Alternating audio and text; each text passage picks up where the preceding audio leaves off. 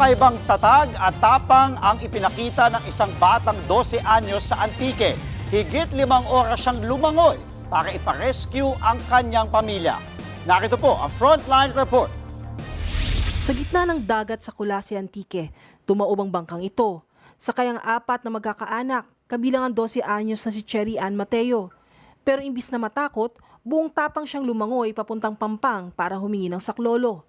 Naiwan pa sa laot ang kanyang bag na may lamang bigas na iuwi niya sana sa kanyang pamilya. Matapos ang halos 5 hanggang 6 na oras sa paglalangoy, narating niya ang Pampang. Ay, gutom na ako. Naglakad ako, papunta ng bye-bye. Minsan ko, digin may tao. Nakahingi siya ng rescue sa mga mangingisda na agad sumagip sa kanyang mga kaanak. Sobrang pagod at gutom daw ang dinanas ng bata. Kaya kahit ang kanyang ina, hindi makapaniwala sa lakas at tapang ng anak. Sabi niya po kasi, nagdadasal po siya.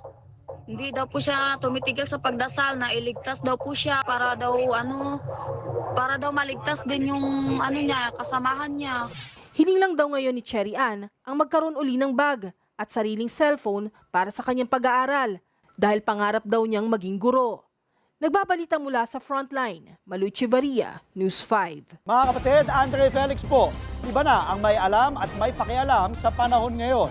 Para po sa tuloy-tuloy na balitaan sa Frontline kahit weekend, mag-follow at mag-subscribe na sa social media pages ng News 5.